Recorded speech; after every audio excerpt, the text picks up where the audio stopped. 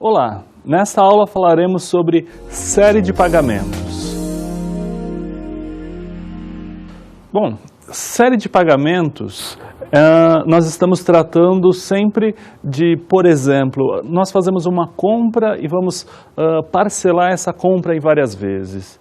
Então, o que existe é uma série de pagamentos que serão feitos ao longo do tempo. Bom, mas para que a gente possa tratar da série de pagamentos, vamos observar algumas coisas sobre os juros compostos.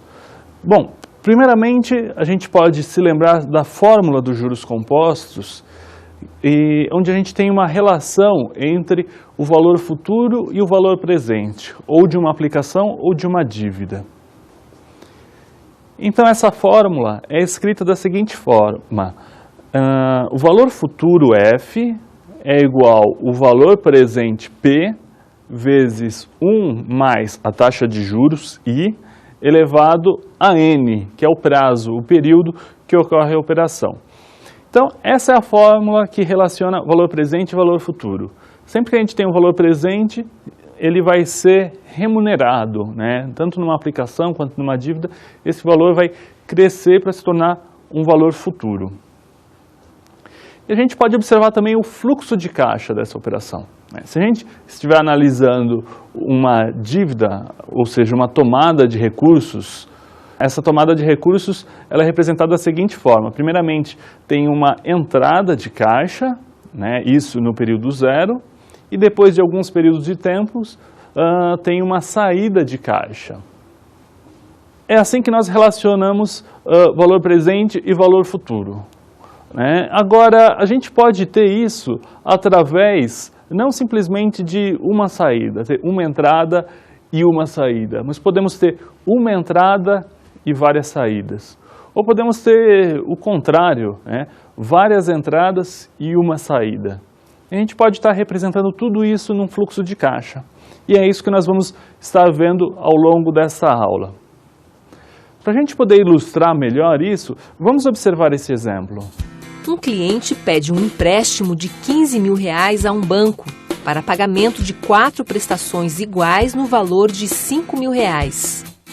Nós acabamos de ver um empréstimo de 15 mil que é pago através de 4 parcelas de 5 mil.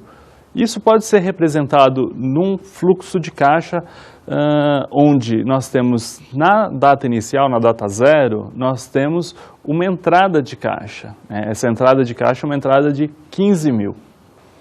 Essa entrada de caixa está representando justamente o ponto de vista da pessoa que está pegando recursos emprestados, está captando recursos. Depois disso, ao longo de 4 períodos de tempo, nós vamos observar 4 saídas de caixa, 4 saídas, cada uma delas com um valor de R$5 mil. Então, isso que nós observamos foi o ponto de vista do tomador de recursos. Se nós observássemos o ponto de vista do credor, aquela pessoa que está emprestando dinheiro, o fluxo de caixa seria exatamente o contrário.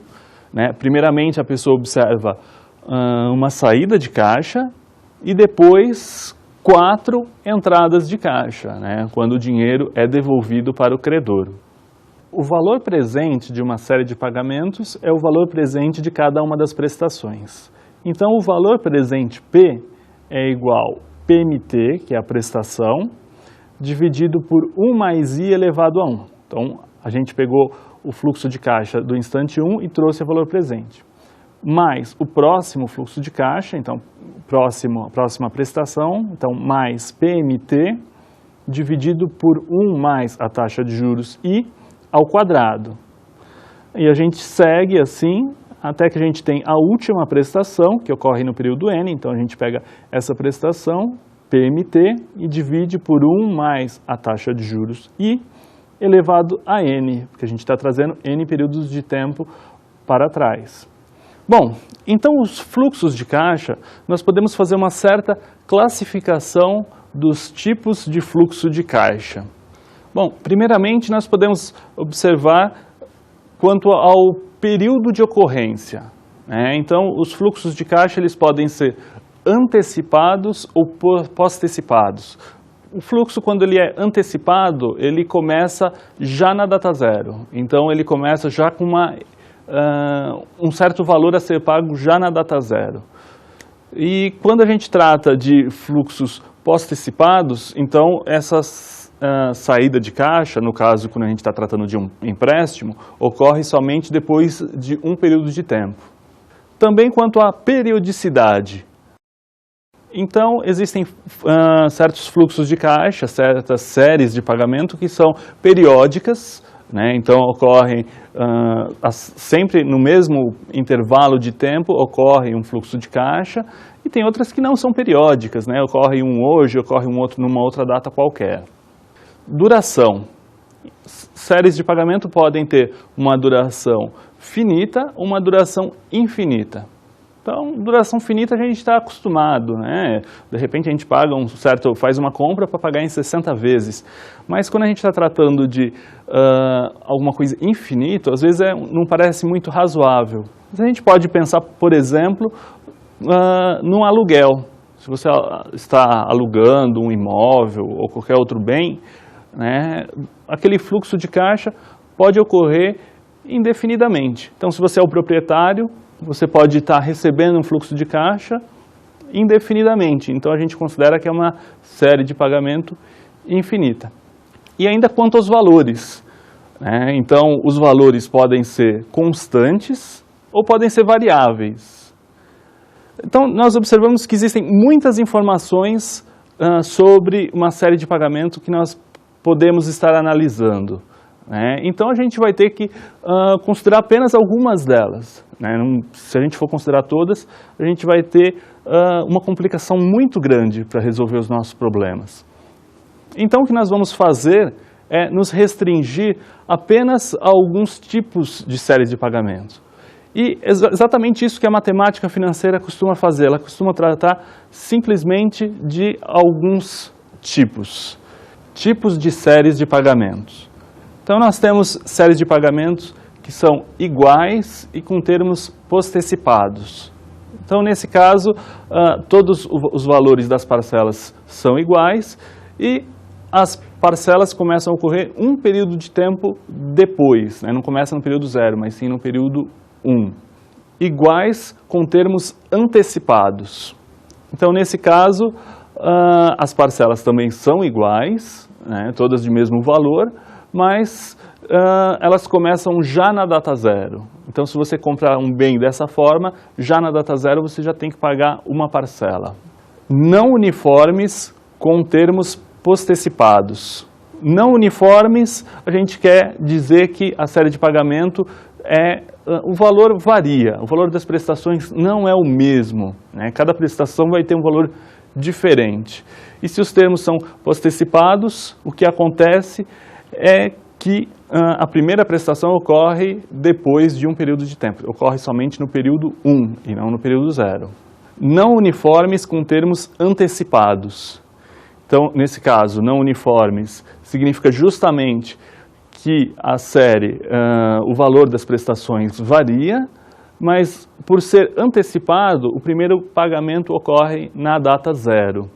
Então, esses são os principais tipos que a matemática financeira costuma tratar.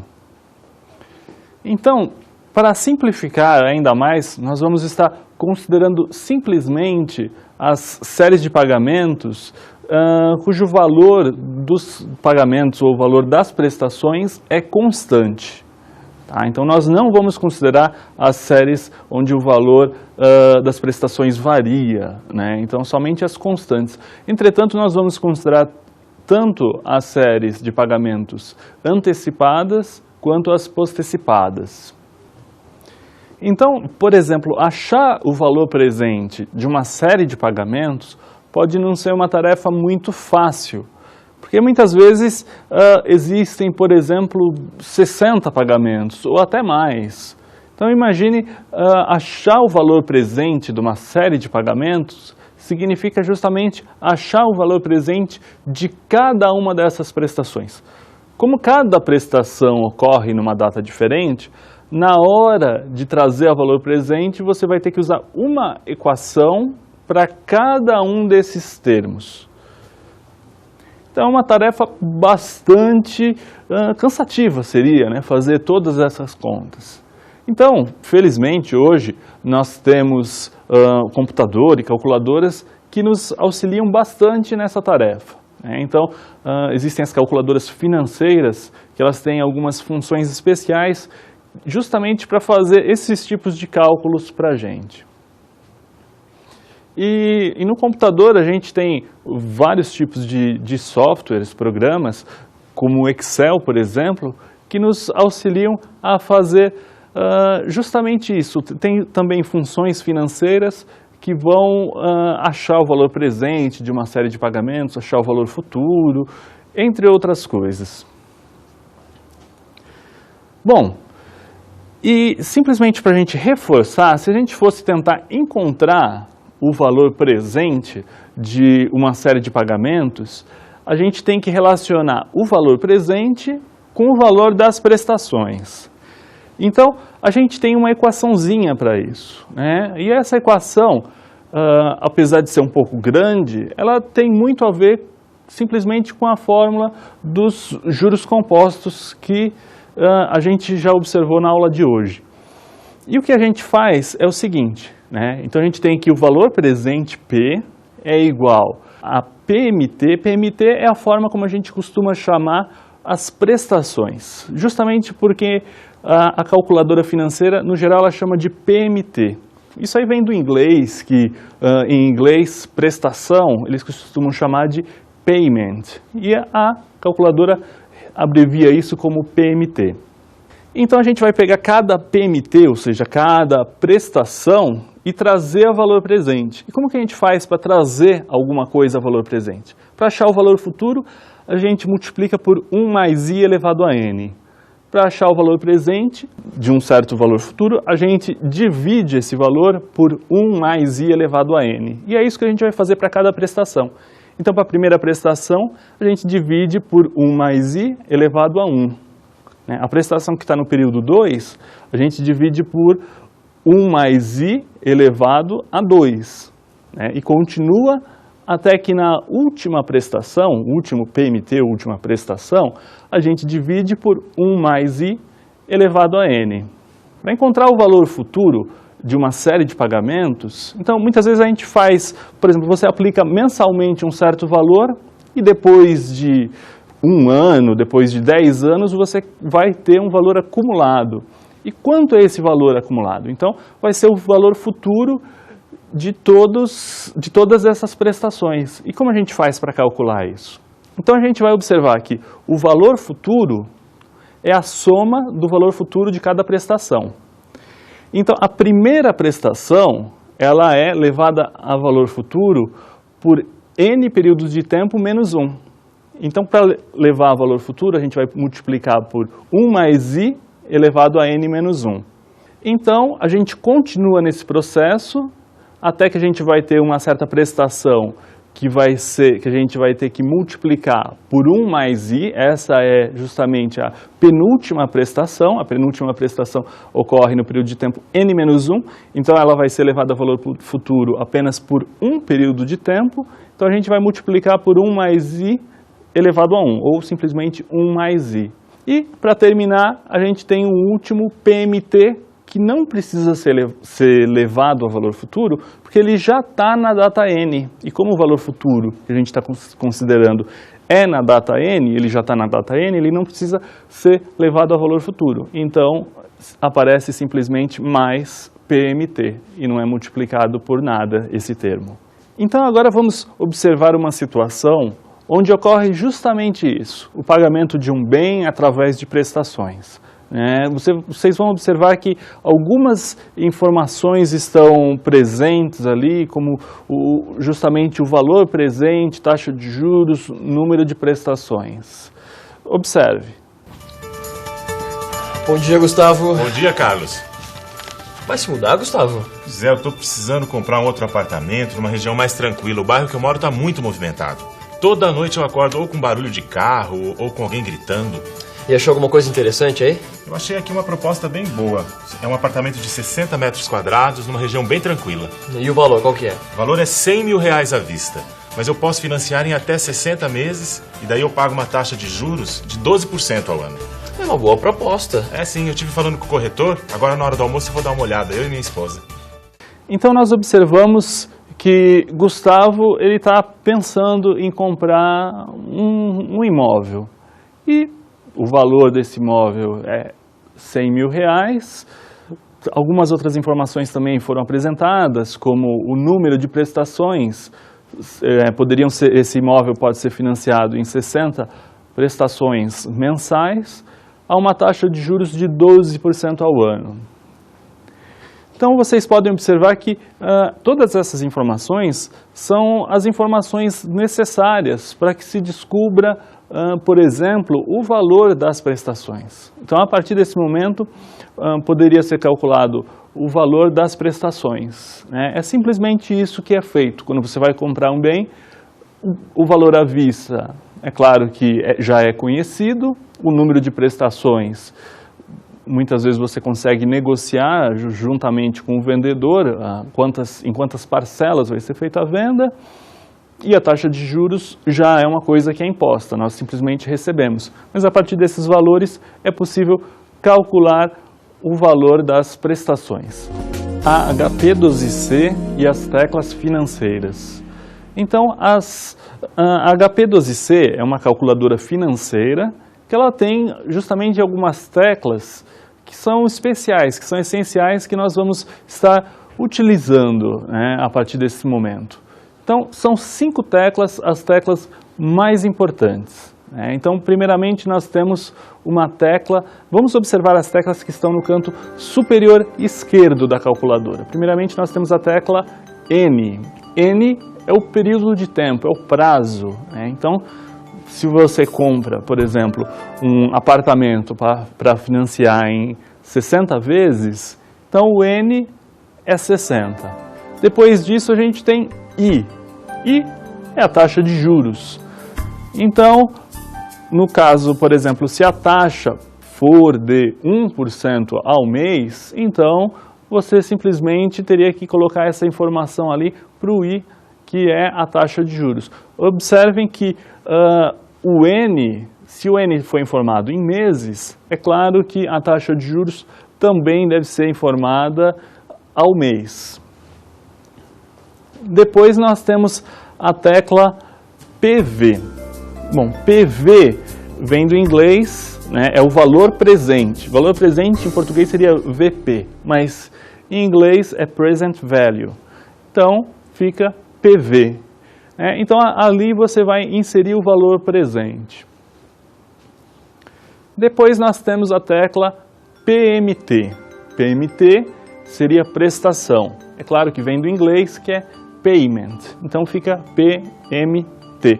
Então, nessa tecla, ela é usada para inserir o valor da prestação. E, finalmente, nós temos a tecla FV. Então, essa tecla FV é usada para digitar, para colocar ali, inserir na calculadora o valor futuro. Então, o valor futuro para a gente seria VF, em inglês é Future Value. Então, FV. Então, essas são as 5 teclas com as 5 informações. Mas o que acontece, no geral, é que nós não temos as 5 informações. Nós dispomos apenas de 4 informações e, a partir dessas 4 informações, nós queremos calcular uma. E é exatamente isso que é feito na calculadora, né? A gente vai inserir 4 informações e, depois disso, a gente pergunta a 5ª informação. E, a partir disso, a gente vai obter a resposta. Então, a gente pode colocar, por exemplo, o valor presente, o valor futuro, o período, a taxa de juros, a gente coloca tudo e pergunta simplesmente qual o valor das prestações. E a calculadora responde isso para nós.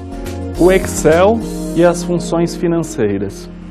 Então, o Excel ele também possui funções financeiras justamente que vão nos ajudar a calcular tudo aquilo relacionado a um fluxo de caixa, valor presente, valor futuro, entre outras coisas. Então, vamos observar as funções do Excel. VP. A primeira função que aparece aí é a função VP, que calcula o valor presente.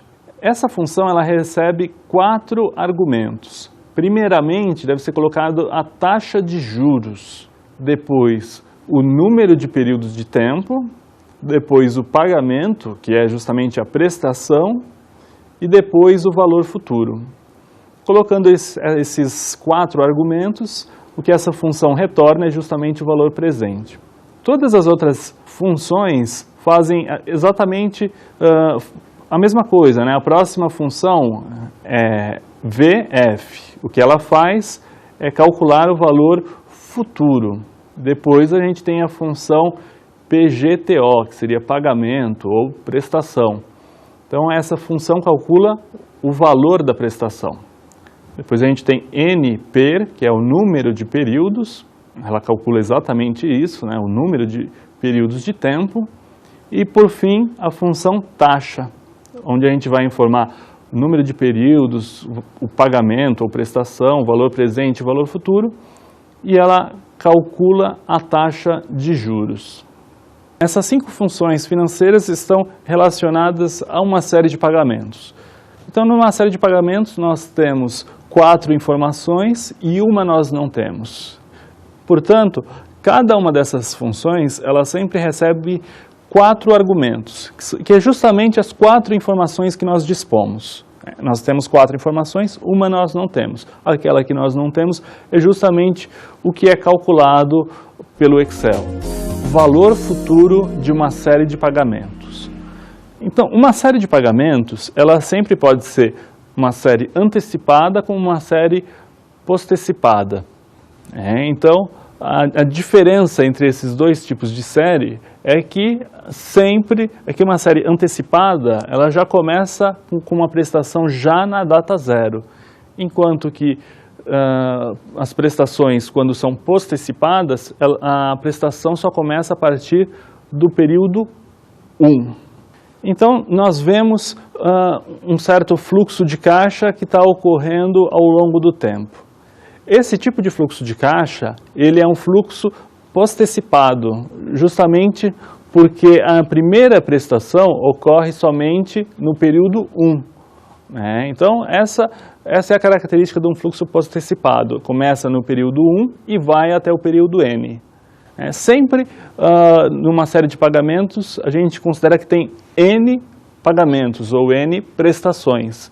Então, no caso postecipado, estamos começando no período 1 e indo até o período N.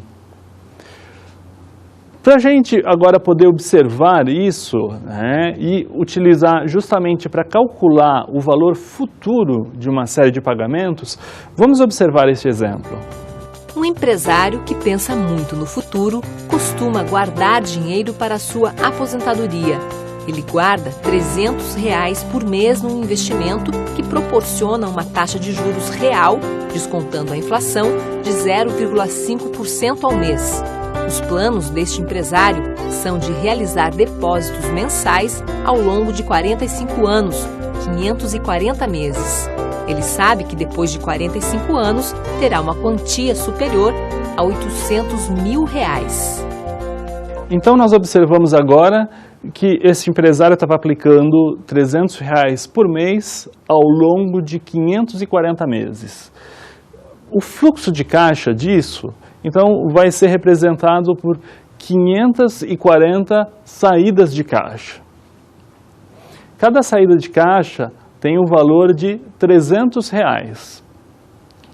E depois de tudo isso, dessas 540 saídas de caixa, o que nós vamos observar é justamente uma entrada de caixa, porque depois de 540 meses, o que esse empresário vai fazer é resgatar esse dinheiro para poder utilizar na aposentadoria dele. E ele pega esses recursos, sempre ressaltando que eles foram aplicados, e a taxa de juros que rendia essa aplicação é uma taxa de 0,5% ao mês. mas lembrando que, ressaltando, reforçando que essa é uma taxa de juros real. A taxa de juros real é uma taxa já que está desconsiderando a inflação. Então, a gente está considerando simplesmente o rendimento real. Não é, sempre que a gente faz uma aplicação, o importante é a gente considerar o rendimento real para a gente ver quanto a gente passou a ter, e em termos de valores monetários atuais. Então, é isso que os juros reais vão estar nos mostrando. Então, o que ele consegue ao final desses 540 meses é justamente um valor, como ele diz, superior a R$800 mil. Então é interessante observar isso, que poupando uma quantia pequena todo mês, é possível acumular uma grande quantia ao longo de vários anos. Bom, mas para a gente continuar isso, vamos observar como que a gente faz essas contas usando a calculadora HP12C. Então, primeiramente, o que a gente vai ter que fazer é considerar que existem várias prestações, E qual o valor dessas prestações? É de R$300. Mas como cada prestação representa uma saída de caixa, a gente tem que informar isso para a calculadora. Então, a gente tem que falar que, periodicamente, existe um fluxo de caixa de menos R$300, porque é uma saída de caixa de R$300.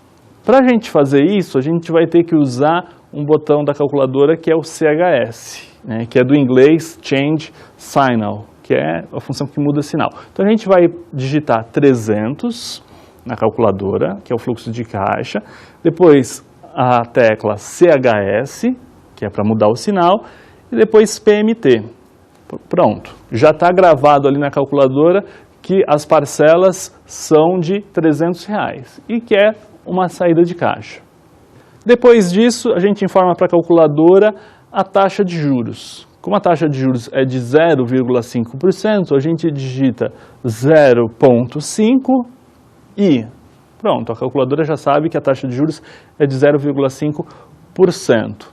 Depois disso, a gente precisa informar também o número de períodos de tempo.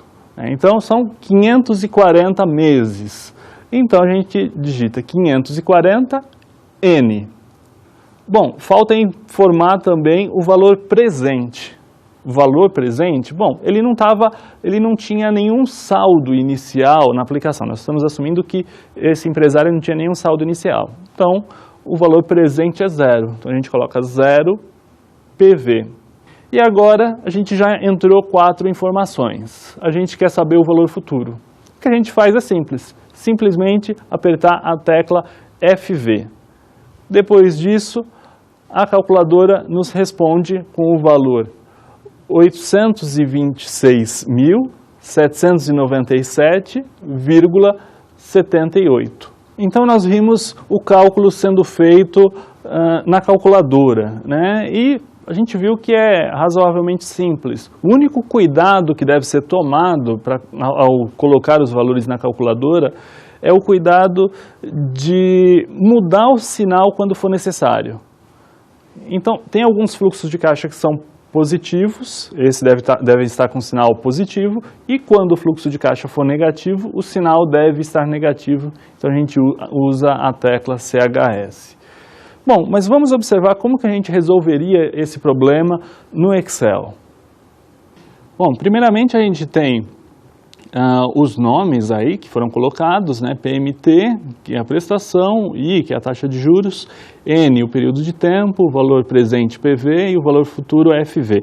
Aí são nomes que você pode colocar o nome que você bem quiser. Agora são colocados os valores, O valor da prestação é de R$300, a taxa de juros de 0,5 ou 0,50% ao mês. O N, que é o número de períodos, é de 540 meses.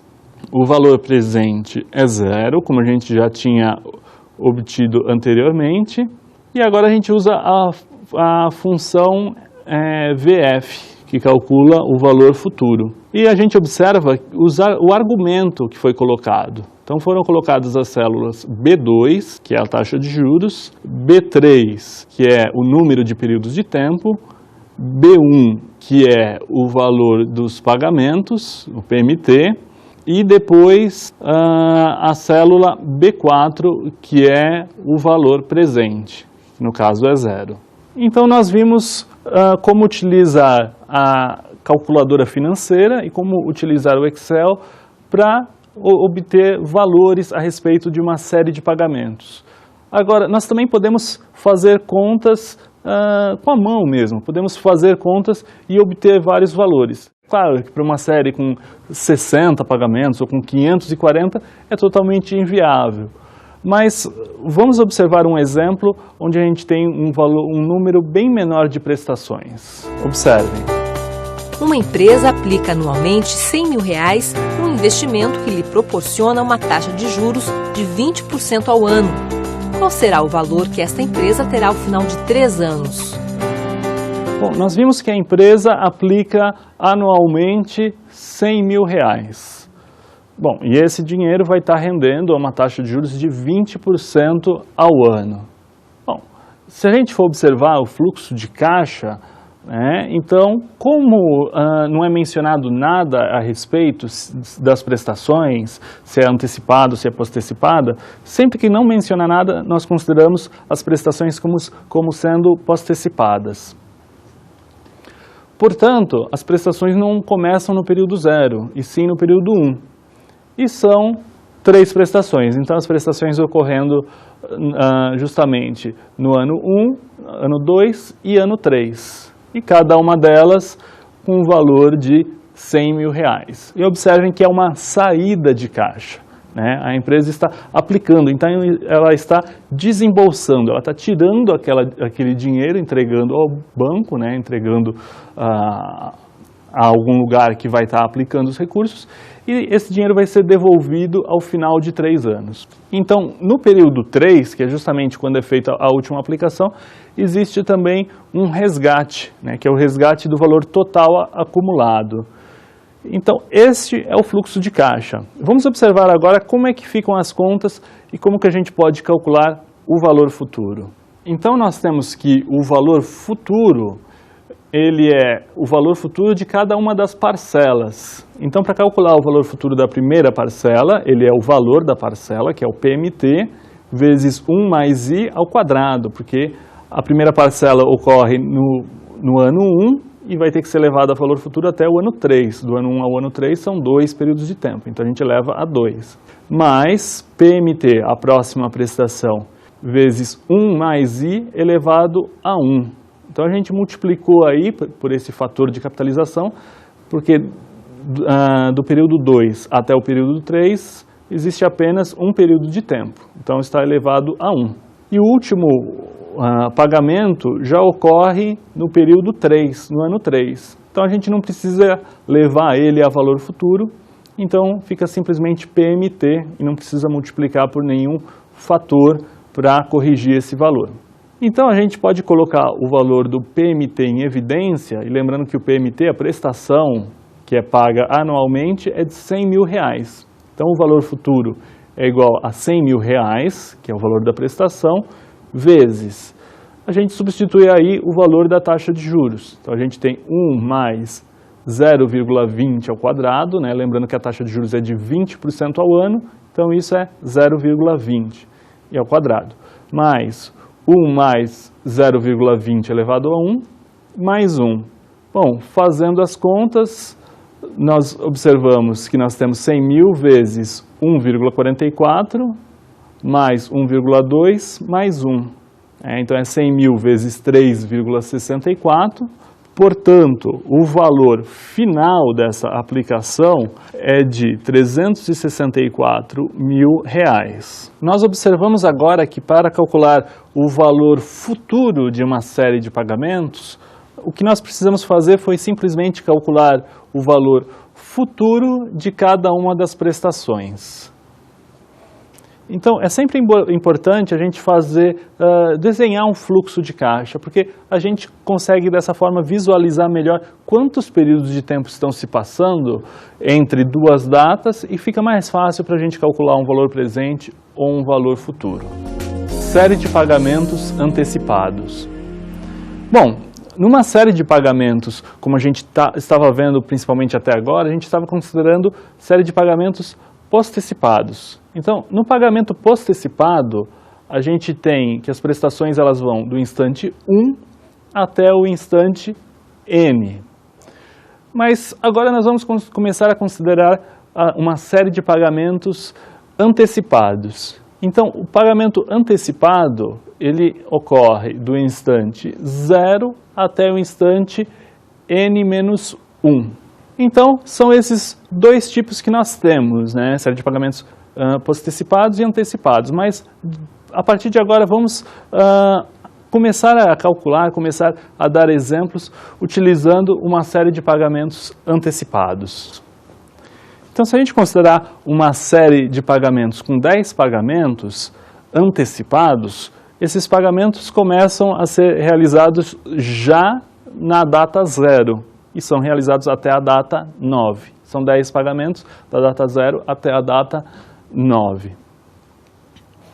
Bom, mas agora, como que é o fluxo de caixa disso? Então, se a gente estiver analisando uma tomada de recursos emprestado, primeiramente a gente tem uma entrada de capital na data 0 e as prestações elas começam já a partir da data 0. Então, existe uma entrada de capital e uma saída na mesma data, né? Então, a prestação já começa na data 0 e continuam as prestações até a data N-1.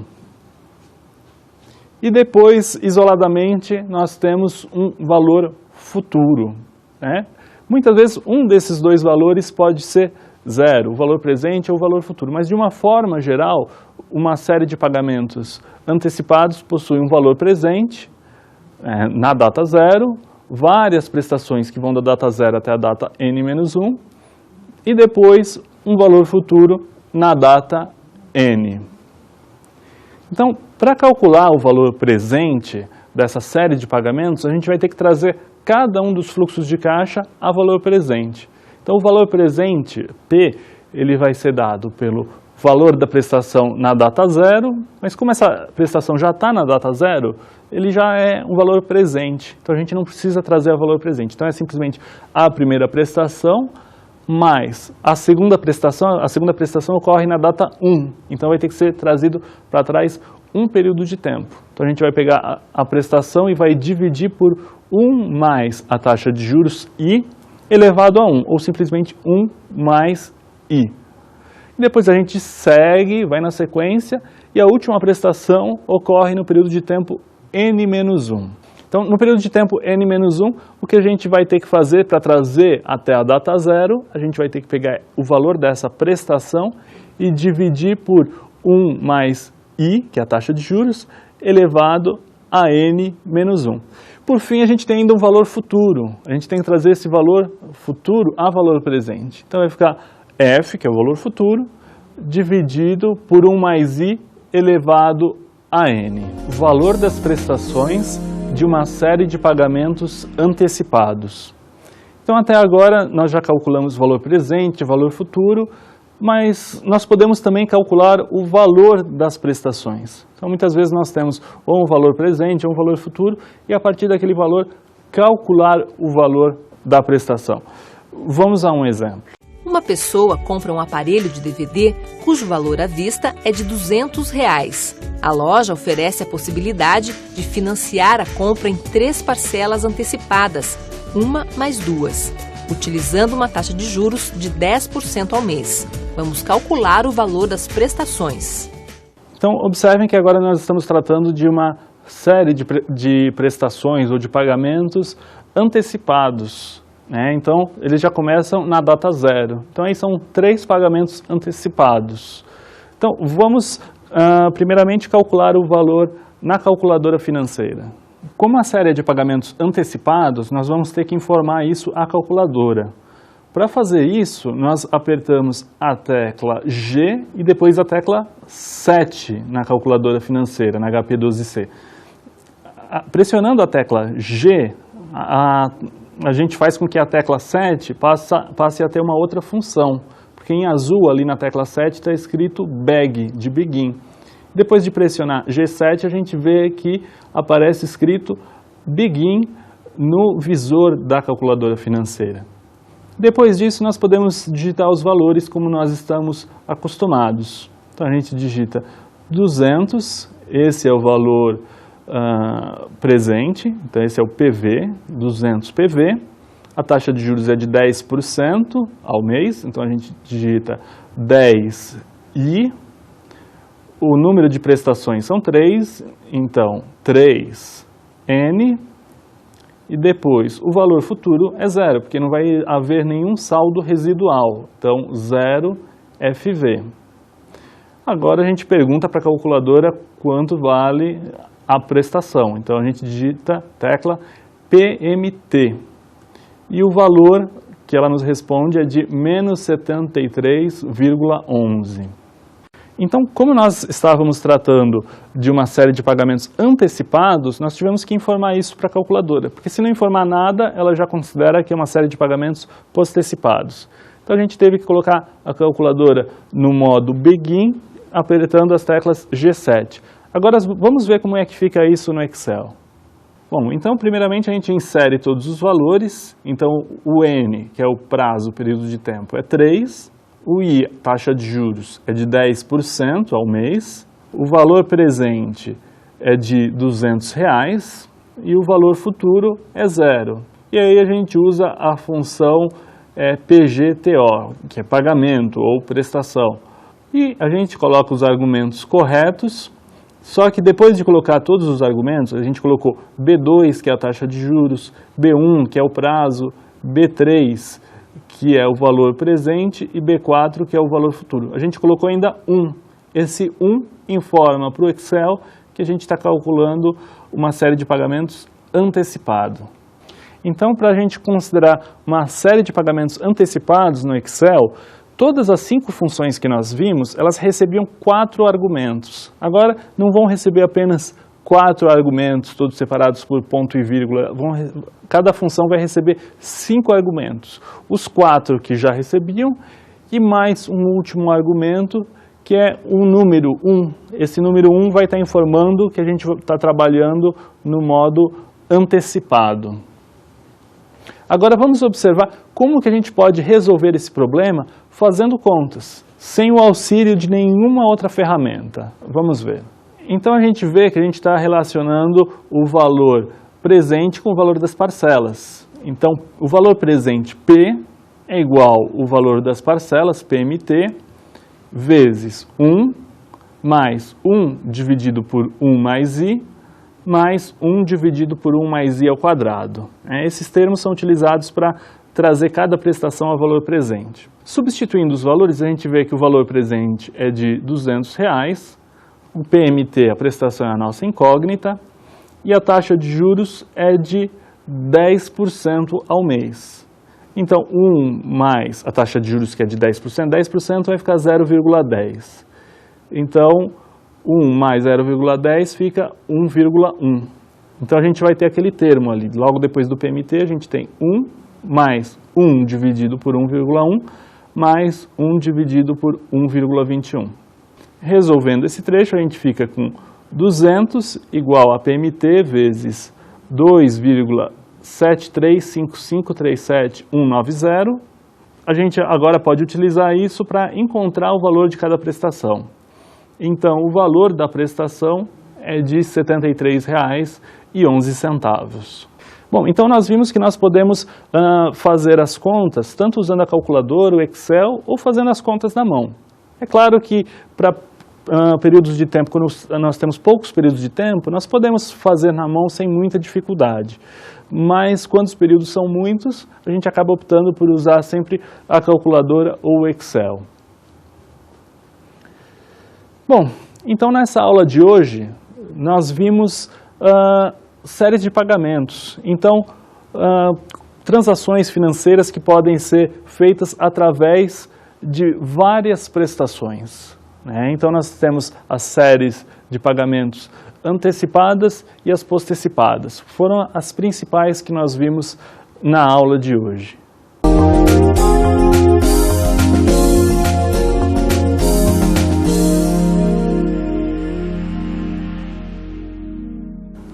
Então, para você ter um bom estudo de séries de pagamento, seguem duas referências. A primeira delas é o livro Matemática Financeira, Aplicações à Análise de Investimentos, do Carlos Patrício Samanez. E aí, nesse livro, o essencial é o capítulo 5, cujo título é Séries Periódicas Uniformes. Nós temos também um outro livro que é Matemática Financeira e Suas Aplicações, do Alexandre Assaf Neto. E aí seria o capítulo 7, que trata de fluxos de caixa. Então, esses dois livros, eles tratam muito bem com vários exemplos. Bons estudos!